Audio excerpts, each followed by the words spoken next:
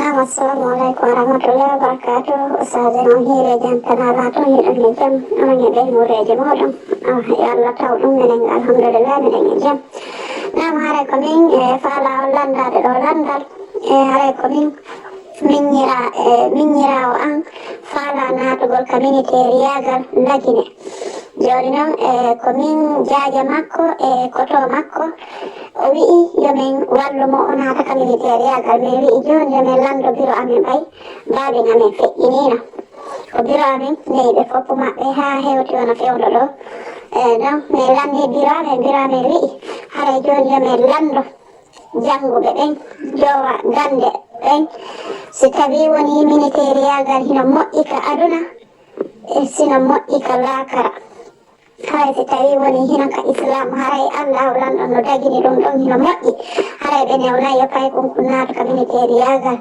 o kono si tawi woni haray ko aduna ga to moƴƴi haray laakana moƴƴa haray ɗum ɗon ɓe newnata min wi'i joni min landoto haray ko ɗum woni landal langal fof si tawi woni hino moƴƴi no dagi ka aduna ɗo e ka laakara haray ko ɗum ɗon woni komin landi inchallah haray assalamu aleykum wa rahmatullahi wa barakatuh. وعليكم السلام ورحمة الله وبركاته. هراي وهيوريتام وهيوراما باندرا بتدوبه. الحمد لله رب العالمين والصلاة والسلام على المبعوث رحمة للعالمين نبينا محمد صلى الله عليه وسلم وعلى آله ومن تبعهم بإحسان إلى يوم البعث. أما بعد مسيب بتدوبه مستمعي الكرام الأفاضلة أوجه إليكم بأطيب الطهيات وأزكاها قائلا لكم جميعا سلام الله عليكم ورحمته وبركاته. وعندما يتدى الله سبحانه وتعالى ويتني دومي دوانو أبودو مؤجد تغور ندم فو مي هيورو أون هيورانغو الإسلام هراي مي هيوريك بي باندرا من تدو بلاندي بنغال لاندال دو هراي مسيب بجول بتدو بي هراي مي دو لاندو إن يونجونان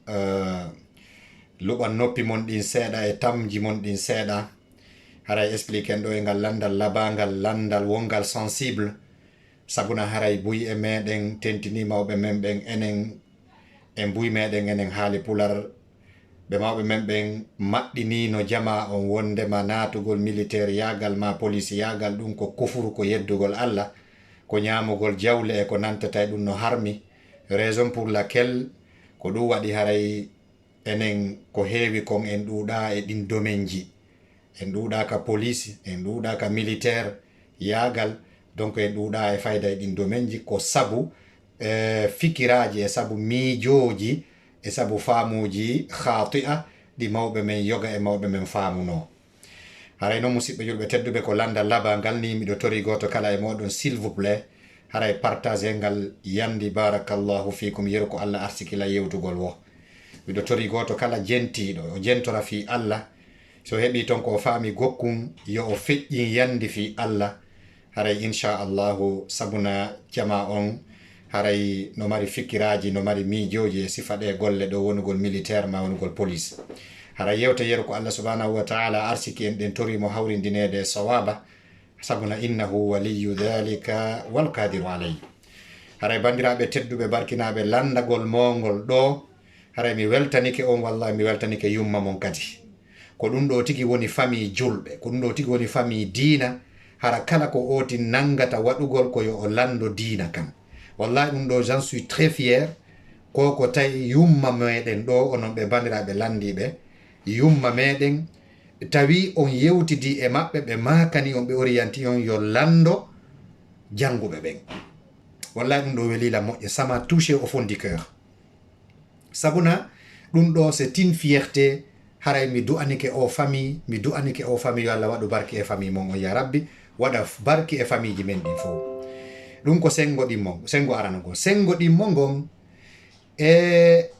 haray mi torike Allah yo Allah yaafo babiraɓe men ɓen feƴƴimɓe ɓen yo Allah yaafo ɓe o maki baba en mon feƴƴinino yo Allah yaafo ɓe yaafoda ɓe yaafaɓe donc haray sen arti fi sulbil mas'ala haray landagol moɗon ɗo wonugol militaire natugol ka militaire yagal ma ɗum ka police yalli no dagi ka dagaki haray ala amalu fi shurta كالعمل في الوظيفة الأخرى. يا فلان بايكم أنكم ناري نو نسوا دو جوي في ويتيكال برويو.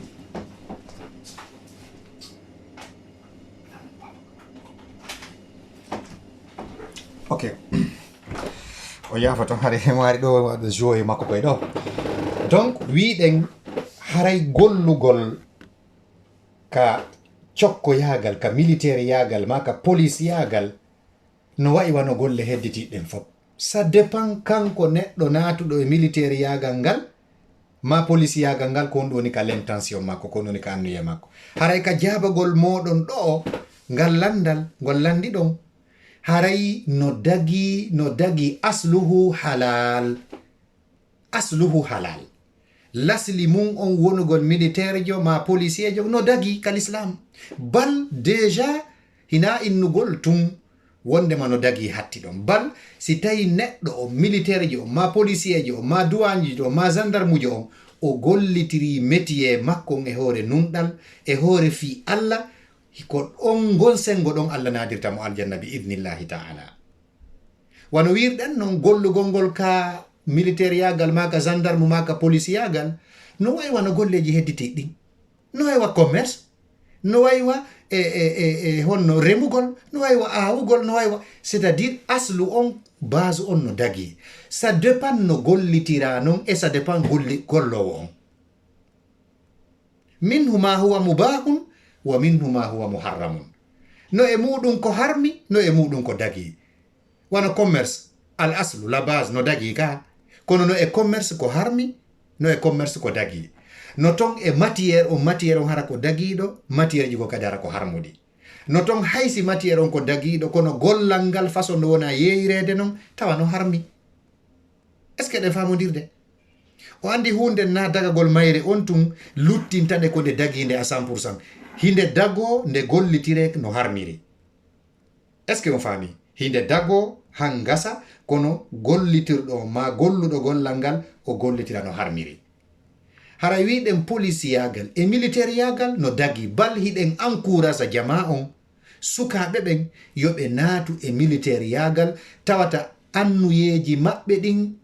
ko fi defandugol toñeteɓen hara nayi gonu toñoɓe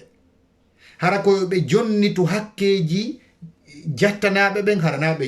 jattu hakkeji yimɓe ɓen hara koyoɓe defandu toñaɗo on wonaɓe woni toñoɓe min anda siɗen famodirde ɗum ɗon wonɗo wo wonɗo kala gollal ngal wonɗa gollude si a golliral no ngal haniri noon a jilli toñe e maggal e jamfa e maggal hara ngal harmanima an ko non wayi donc mo kala ka woni gollirde ɗon donc militaire yagal ngal gendarme yagal ngal police yagal ngal no dagi kal islam bal ko ma'amour no yamira no encourage e muɗum kadi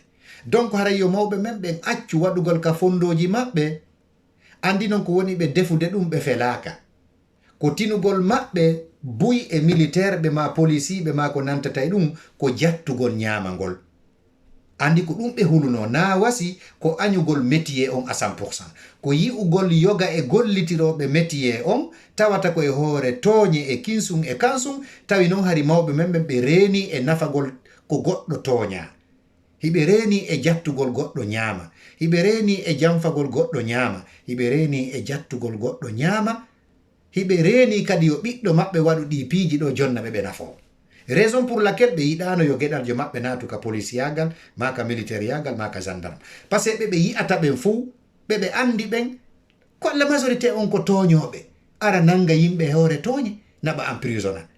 ara yana e yimɓe violenta ɓe yana e rewɓe viola ɓe luubo yimɓe ƴetta bedoye luuboɓe wara woɓɓe ko ɗum waɗi kala gollitirɗo ɗum ɗon o métier ɗon haysi tawina o policijo jente moƴƴa haysi ko min sayiɗo ƴetɗo leɗɗe e luubagol yimɓe haray golle an ɗen harmi mami ƴetti pinkaji e wargol yimɓe haray harmi est ce que on faami donc haray ɗen encourage haray bandiraɓe onon ɓe landi ɓe ngal landal e onon o famille mon barkinaɗo wallite miññiraho men on kotiraho men on wallitemo o naata ka militaire yagal haray no jeeya ko wallitoronmo finance man tentini en bon conseil yeeto ɗomo yo fiɓu annuye moƴƴo ko woni naatirde ka militaire yagal ko fi defandugol population on an kasi agression waɗi e fi defandugol toñeteɓen o anni yo kanko inchallah o toñata hay e goto hara ko yo o wonu tigi tigi on defandowo toñeteɓen haray ɗum ɗo ko hunde daginde ida kana dakhilu ila hada al amal qad dakhala lidawati ila al khayr si tawi natuɗo e ɗe golle militaire yagal ma police yagal ma gendarme yagal ko o natiri ko fi noddugol faade e moƴƴere ko nu fanda ɗo noddugol faade e moƴƴere wona innigol ko wajagol yimɓe tun ko tata acte ji ma ɗin ko acte salutaire acte nunɗal acte juste ji ɗi tawata kala mo yiɗa e ɗimmojo ma goɗɗo go no toña goɗɗo a heƴa e hakkude maɓɓe jonnita jongonga jonnita don toña ɗen toña makko ɗen tata annuye makko on ko fi ɗum wa taqlili sharri e réduisugol bonandaji ɗin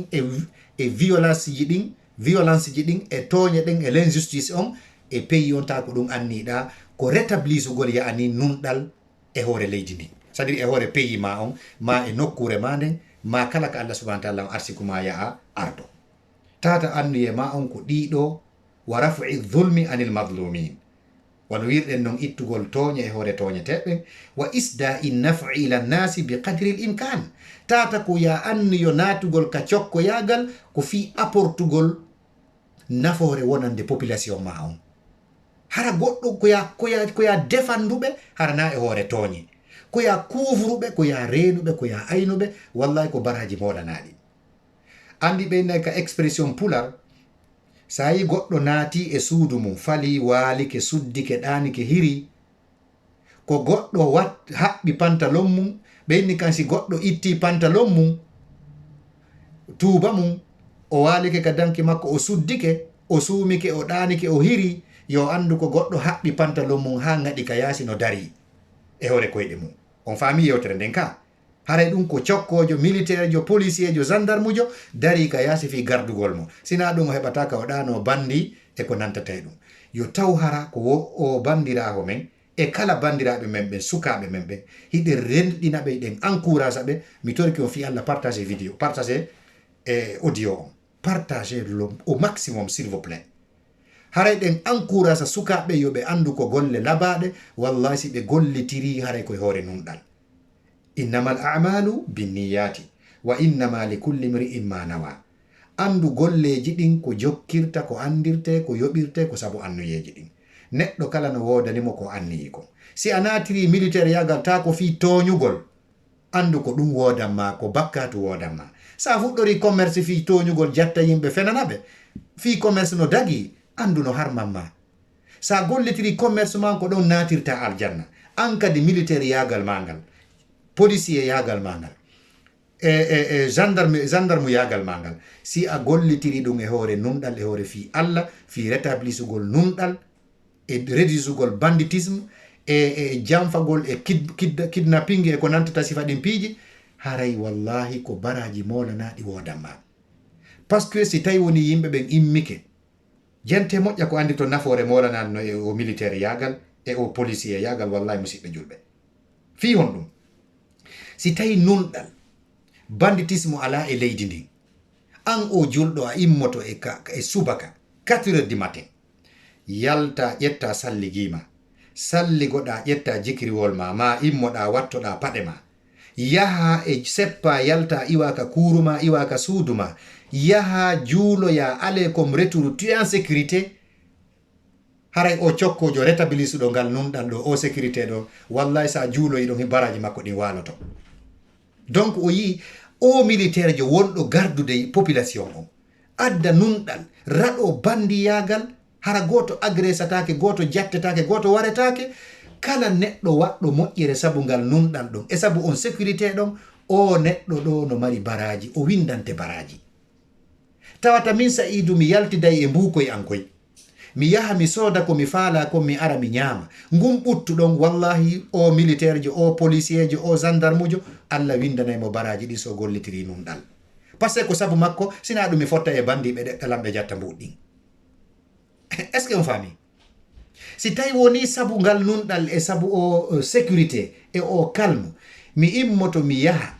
mi ndaaroya nawnuɗo l'heure mo mi faala mi naɓana mo ñamete, goto ampesatala, goto soñjatala, goto agresatala. min mo to mi yaha haaju, min mo to mi yaha mi wallito miskinaɓe. tawata ɗum ɗo fop ko sabu sécurité ko o sécurise ko leydi andin, sécurise ko o population, sécurise pays on, sécurise ville on, sécurise commune on. yo andu kala baraji heɓiɗi ɗon wallahi mo mari par makko on. ta'awanu alal birri wa taqwa, Allah wi wallidire e hoore dewal ngal e kulol Allah ngol, wala ta'awanu alal ithmi wal udwan.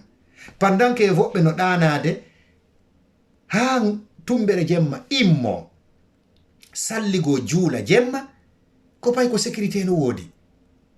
sino fellude bandi no fellirde gauche à droite, no waride yimɓe gauche à droite, goɗɗo suusa yaltude ya juula subaka. hay futuro hande kay ka cuuɗi juulete. jonno sabu ma an o militaire jo, sabu ma an o policier jo, sabu ma an o gendarme jo, ɓe julɓe ɓe yimɓe ɓe waɗay activité ji maɓɓe religieuse e activité ji maɓɓe social ji e activité ji maɓɓe quotidienne ji, tawata ɗiɗon hiɓe woni en sécurité. ndaare fi Allah enen ɓe yaltuɓe. a immoto leuro mo faalaɗa, seppa siɗa faala kilo temedere, hay goto landotako ma no wi'eteɗa abadan. yalta leuro mo faalaɗa, musidɓe julɓe ndaare sécurité ko laba e ɗe leyɗe développiɗe. hiɗo sikkude ɓe sikkuɓe julɓe num, ngu ɓuttu ngu wonɗen heɓude ɗo. a immoto ɗo yaha juula subaka e juulirde nde faalaɗa, ɗa faala jemma foppo a seppay. jemma e ñalorma no fota teru, goto agresatama, hay goɗɗo yettatama sakko lando no wi'eteɗa. donc an o militaire jo, an o policier jo, an o gendarme jo, si a woni sabu ɗum ɗo woni e leydi, woni e nokkure, fellitan hoorema, wallahi ko Allah tun andi baraji ɗi marɗa. par ce que kala en individu, kala bani adama, kala compatriote joma, kala confrère joma, consœur joma, waɗɗo moƴƴere sabu o sécurité mo rétablissuɗa e nden nokkure e on pays e on ville mo wonɗa e mum, fellitan hoorema. ɗi baraji ɗo Allah windanteɗi. haray ko landi ɗon kon ka landal ɗo, si tawi no moƴƴi adna e lahara wonugo natugol militaire yagal ma police ma ko nantata e ɗum, fellite no moƴƴi adna e lahara si gollitirama num ɗan. il suffit ya a anni yo ka ɓernde ma, an o militaire jo, an o policier jo, an o gendarme jo, si Allah jaɓi goɗɗo toñatake fanni miɗo wawi, goɗɗo toñatake yeeso an, min mi toñata goɗɗo, goɗɗo kadi toñata goɗɗo yeeso an, hara miɗo ɗon anniyoɗa ɗum. hara lutti si goɗɗo toñama yeeso ma, tata ko manquede capacité ma haɗi défendamo, kono tawata an on sattata ha toña goɗɗo. hara ko yimɓe ɓen ɓutti woni annuye ma on. et puis kadi si tawi Allah dandu leydi ma ndin agressama, woɓɓe yalti ka yaasi ari piyugol yimɓe maɗen, a defandi leydi ma ndin, a maayi e nder muɗum, andu pellet, an on ko a jeyaɗo e mayɗo fi cause noble, jeyaɗo e yanɗo. sa jeyaka e yamɓe shahide, andu dow hiɗa maayi e hunde tawande ko defandugol haray leydi ma ndin. nelaɗo sallallahu alaihi wa sallam ɓe maaki mo ari inni jatta jawdi ma ndin. goɗɗo ari wi nelaɗo, si goɗɗo ari wi yomi wi jatta elan jawdi, nelaɗo maki wota jaɓɓo. o wi o agressa e ɓe nguran, nelaɗo maki wota jaɓɓo. so attaque ila, nelaɗo maki attaque mo piron. ɓe maki o wi si tawi noon o wari lan, nelaɗo maki anta fil janna, hare an ko ka aljanna. ɓe maki siko min non warimo, neɗɗo landi nelaɗo, tawi noon ko min warimo, nelaɗo maki fa huwa finnar, kanko kaka yiite. idan si tawi rébellion iwi joni ka extérieur ji, ka pays voisin ji yo Allah dandu, attaque leydi ma ndin, a imminama yayaw defanda ɗum, sakkoɗa ɗum, fi wata yimɓe maɓɓe ware, fi wata yimɓe maɓɓe piye jawle maɓɓe jante, rewɓe maɓɓe yane e mum, mawɓe maɓɓe piye violenté, a yahi a defandi ɗum, a mayori toon fellitu. nelaɗo no fuduma ko defandugol patrie ma on, ko defandugol yimɓe maɓen, ko defandugol patriote ɓe maɓen, haray andu ko moƴƴere molanade wodanma, ko nelaɗo fuduma ɗum. donc haray ta en waɗuga hakkille ɓe militaire yagal no harmi, police yagal no harmi, ta en daaru yoga e maɓɓe ko waɗata kon, ɗum wonana en dégoûté, sikken ko métier on harmi. non, kono ɓe woni gollitirde métier maɓɓe ono kono harmiri, ko toñe ɗen. toñugol yimɓe nangira ɓe ni, piira ɓe ni, violentira ɓe ni, wara woɓɓe viola woɓɓe, hibba ñameteji woɓɓe, jatta jawle woɓɓe, fusa magasin ji woɓɓe, sunna magasin ji woɓɓe. Ɗum ɗo on ko tooñe ɓaleeje. Haray wota ɗum ɗo no wonu sabu ha añiren sabu ɗum ɗo police yagal, añiren sabu ɗum ɗo gendarme yagal, añiren sabu ɗum ɗo wonugol militaire. Non. Sen daari kadi wonɓe jattude ɓen ka janfo ka commerce. Kono way en golli e yahay en waɗa e commerce yagal. Sen daari wonɓe ɓen ka bureau ji yoga e woɓɓe janfade yimɓe, tooña yimɓe. Ayay ara daroɗa ila bimbi, goɗɗo ara sakkitoro ma ɓe feƴƴina on ɗon ɓe acce ɗon. Haran a darinoke ɗon ko ne ɗum ko tooñe ɓaleeje non. Ɗen golle ɗon ko golle harmuɗe non kadi. Na gollal ngal harmi, kono gollal ngal gollira non harmiri. Donc kala domaine mo ndaruɗa, hay siko Qur'anu wonɗa jannude, hiɗa wawi toñude goy ɗon heɓa bakkatu. Men da siɗen famodirde. Wallahi janna goɗɗo diina l'islam, toña ɗon ɓe wonɓa jannude ɓen, heɓa ɗon kadi bakkatu. Joni ala sabilil mithal, si tawiɗo joni hiɗa jannude yimɓe ko a professeur yo, hiɗa ƴettude salaire ko wonɗa jannude kon. Joni noon saloɗa jannude ɓe, ara tun marka présence, ronkaɓe jannude. Ma wonde sooma, wonde ronka ɗumannade, sifa ɗin piiji hiɗa ƴettude non salaire, ɗa ƴettude joddi. On métier ma ɗum fii ko diina wonɗa ɓe jannude, andu golle maɗen jawdi ndi wonɗa heɓde ndin ko harmundi. Donc wona métier on harmi, kono wonɗa gollitirde métier on ko noon o harmiri. Idan militaire yagal, gendarme yagal, policier yagal no dagi asluhu ko halal fil islam. Faman kanatti mahamu amalihi mulahaqatul mujrimin. Si tawi noon l'intention neɗɗo natugol ngol ka militaire yagal ma, ka police ma, ka gendarme, ko tawtugol bandiji ɗin wal fasiqina wa kaffi adahum ani nnasi wa irja'i lhuquqi ila ahliha. Si tawi woni ko anniyi ko e jokkitugol bandiji wonɗi toñude ɗin e fasiki ɓen e sakkagol lorraji ɗi ɓe woni lorrudeji yimɓe ɓen, jonnita yimɓe ɓen hakkeji maɓɓe ɗin faade e yimɓe majji on, wa man'i dhalimina min at-ta'addi ala ghayrihim, sakko toño ɓen wata ɓe toñu yimɓe ɓen, fala shakka fi ibahati amali. Ɗum ɗon sikke o ala hara e golle mum ɗen no dagi. Bal yu'jaru pelletti policier jomma militaire jon o yoɓete baraji. O siɗɗo men ɗo wallitemo tanti, wallitemo hajjayi, kisan financé mo, wallito ɗon mo o janga militaire yagal ngal, o naata o entraîne o heɓa une bonne formation e tentini o formo o anda wondema métier mo woni antamude on wona fi Allah jonnimo doole o violentirta yimɓe ɓen. O waɗa ɗum ka hakkille makko nde mo naata ka militaire yagal. Haray ɗen encourage jama on fof, kala marɗo geɗaljo kelɗuɗo tawowo himo darani darde wonugol militaire jo ma policier jo ma gendarme jo, Allah waɗi himo yiɗi mo mari compétence mum. Haray ɗen encourage jama on yoɓe naatu e hoore nunɗal, janna ɓe diina ka hara ɓe andi toñugol moƴƴa, toñugol no harmi, jattugol no harmi, warugol no harmi. En faami, wona orduji ɗin fo ɓe exécutata,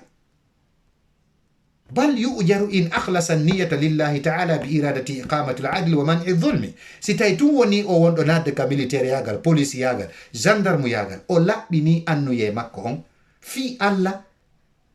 o laɓɓini l'intention makko on e fandunde ko o faala exercude métier mo faala natude on e mo militaire yagal ngal, fi ñinnugol nunɗal e haɗugol tooñe, wallahi o heɓay baraji. Si tawi no woni ko toñugol yimɓe ɓen, ko jattugol yimɓe ɓen, watta addi alayhim bidarbi, e jaggitirgol e dow maɓɓe sabu piwgol ɓe, watta arrudi li a'radihim, e violentugol dignitéji maɓɓe ɗin, wirta ɓe, dampa worɓe, wirta ɓe on rewɓe, e hibba ñi'e ko nantata e ɗum. Haray ɗum ɗon fala shakka anna amalahu hina idin muharram. Haray ɗum golle makko ɗen on tuma harmi, wona métier on harmi, kono o gollitiri métier militaire yagal ngal ko ɗum ɗon harmi. Wona militaire yagal ngal harmi, wona policier yagal ngal harmi, wona gendarme yagal ngal harmi. Taw si en famodiri. Haray mi insiste là-dessus, mi torki on, mi jeeji on partage message on au maximum possible. Barakallahu fikum. Haray musidɓe julɓe tedduɓe, haray nelaɗo sallallahu alayhi wa sallam mi sakkitora ɗum ɗon, ɓe maaki almuminu alqawiyu khayrun wa ahabbu ila allahi min almumini daifi. gomɗinɗo dolnuɗo yeɗɗuɗo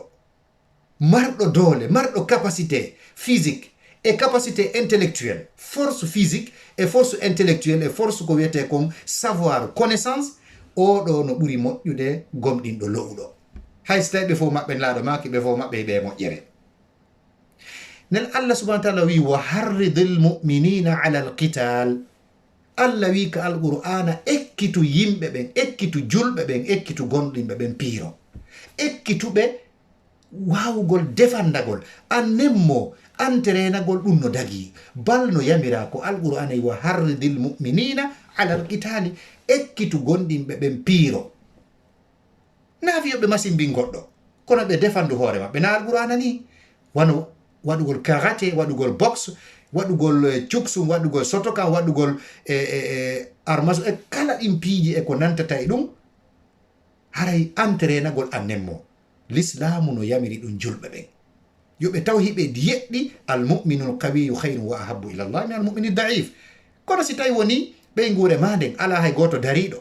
bandiyara e agresa ɓe tawa hay goto ala ko ɗumanno. donc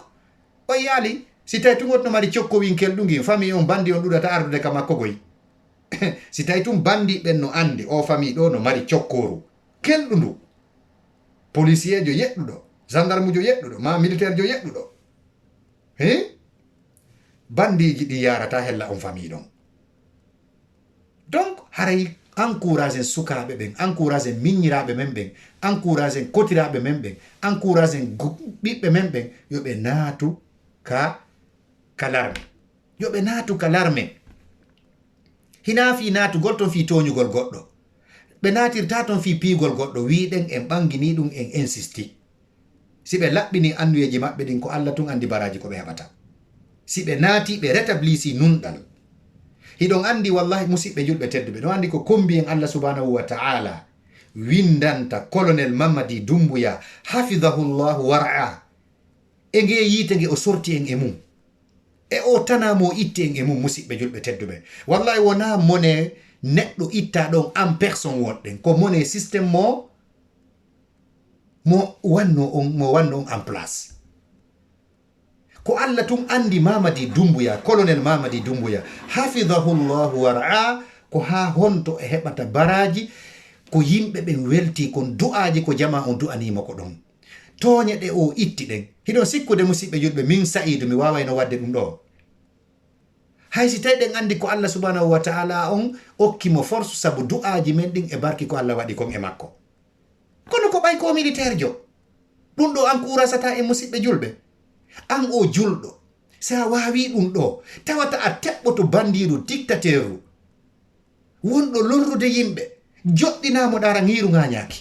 julɓe ɓen foofa, julɓe yani afwan tagore nden foofa, yimɓe leydi ndin foofa,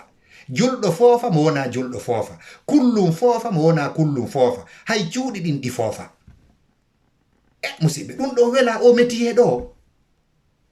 ko non habbiɗe musidɓe julɓe tedduɓe. mi torike on partage message on s'il vous plaît, partagez mo s'il vous plaît ka groupe aji ka Facebook ji kala yi'uɗomo mi torike on partage mo au maximum. barakallahu fikum, yo Allah ɓantu fi moɗon. ndare fi Allah musidɗo men Mamadi Doumbouya, colonel Mamadi Doumbouya hafidahullah, yo Allah renumo, que la protection divine soit avec lui durant toute sa vie. ndare fi Allah ka o sorti yimɓe lagine, ndare ka o sorti ɓiɓɓe lagine. wona affaire politique moni yewtude ɗum ɗo c'est une question de vie ou la mort. wallahi musidɓe julɓe tedduɓe mi torike on partage o message au maximum s'il vous plaît. naaden ɓiɓɓe men ɓen ɗum en ala naadide ɓe andi o ko wonɗe yewtude hina fi waɗugol kuude ta wonɗe yewtirde fi mum. kono ɗum addirɗen ka colonel Mamadi Doumbouya hafidahullah, yo Allah renumo, yo Allah dandumo bone gaño, malgré ɗen andi piiji gono ton feƴƴuɗi kono ko o sorti en kon e muɗum ɗo ko Allah tun andi baraji ko ha honto o mari ɗum. fi kala haray woɓɓe weltaki, fi kala ko woɓɓe lorri, mais kono ndare hande lagine jama on no foofude jama on fuɗɗi yiitude weldida ɓiɓɓe lagine ɓen fop. tension wonno ɗon hakkude etiniji ɗin franchement ɗoytike musidɓe julɓe. fi kala ha joni woɓɓe no dari no propage ha joni etini yagal ngal e division on e gordogadda e manipulation ji ɗin. Kono wallahi musidɓe julɓe tension on miɗo tanɗini ɗoytike ilago e coup d'état on waɗi mi yahaaliragine taw. Kono selon yahuɓe ɓen franchement yawɗo wo no woni calme, wonɓe ton ɓen kadi no wi'ude haysi ɓe ala heɓude ko ɓe ñaama ɓe welti, goto ala ngermude. Jon non o métier ɗo si tawi no harana militaire jo kono wawata waɗirde ɗum ɗo. Donc musidɓe julɓe tedduɓe haysi naafi ɗum ɗon si tawi tun ko defa pasque oɗo ko waɗiri ɗum ɗo ko yi'ugol makko ɓiɓɓe lagine ɓen ɓe soñjike ɓe maayi ɓe lorrike ɓe ɓiƴama ha tigi tigi on tawata hattirde mum ala o tawi modi ɗum ɗo comme ha o ƴetta responsabilité makko. Mi toriki Allah subhanahu wa ta'ala colonel Mamadi Doumbouya, mi toriki Allah o subhanahu wa ta'ala tagoɗo ɗi tagoreji yo Allahu reenumo, yo Allah fewnu ɓernde makko nden, wota Allahu on waɗu hay goto manipula mo change bonna ɓernde makko nden ya rabbi. ɓay Allah ko an liɓi ɗum ɗo ka ɓernde makko okkuɗamo kutu, mi torike ma Allah assistumo o wona nunɗuɗo o wona fewuɗo, Allah yafoɗamo kala ko o bonni kon, waɗamo yimɓe aljanna firdausil a'la. mi torike ma ɗum ya Allah. Colonel Mamadi Doumbouya hafidahullah wara'ahu. haray musidɓe julɓe tedduɓe barakallahu fikum, haray ko mi yireɓi yewtude ɗo mi c'est-à-dire ngallandal ɓe ɗo welila moƴƴa, non seulement ko ɓe landi kon est ce que no dagi adoɓe ukkade e muɗum. Franchement mi torike jama on fi Allah e nulaɗo, fi Allah e nulaɗo. haray mi insisti ila mi fuɗɗi message on yon partage mo s'il vous plaît, barakallahu fikum, taw ndara min wonɗo yewtude on partagire fi Allah. woni hiɗon yiɗi komi yewti kon, woni on yiɗa, woni on yiɗalan, woni hiɗon yiɗilan, ndaare si tawi komi yewti kon nafoore no e mum, hay so yiɗalan min yewtuɗo on. mi toriki on partagire li wajhillahil karim fi Allah e nulaɗo. haray mi du'aniket colonel Mamadi Doumbouya, mi toriki Allah subhanahu wa ta'ala yo Allahu reenumo, reenidamo e équipe makko, Allah okkuɓe nunɗal, Allah okkuɓe nunɗal fontinaygal ɓiɓɓe lagina ɓen fop, yo Allah okkuɓe polgal kala miijaniɗo ɓe ko boni, kala miijaniɗo colonel Mamadi Doumbouya équipe mum on ko boni. mi toriki Allah, Allah mashghulhu bi nafsi, Allahumma izzahu wala tadhillahu, Allah izza colonel Mamadi wala tudhillahu ya rabbal alamin. Allahumma inhu wala tu'in alayhi, Allahumma inhu wala tu'in alayhi, Allahumma inhu wala ta'un alayhi, Allahumma ansuru wala tansuru alayhi ya rabbal alamin. mi torike ma Allah ko awoni wawɗo jogiɗo mo ronkata, innaka waliyu dhalika wal qadiru alayhi, innaka sami'un karibun mujibu da'wati. partagez au maximum. barakallahu fikum. haray wassalamu aleykum wa rahmatullahi wa barakatuh. si faljire woni mo haray ko moni ko falji, jazakumullahu khayra.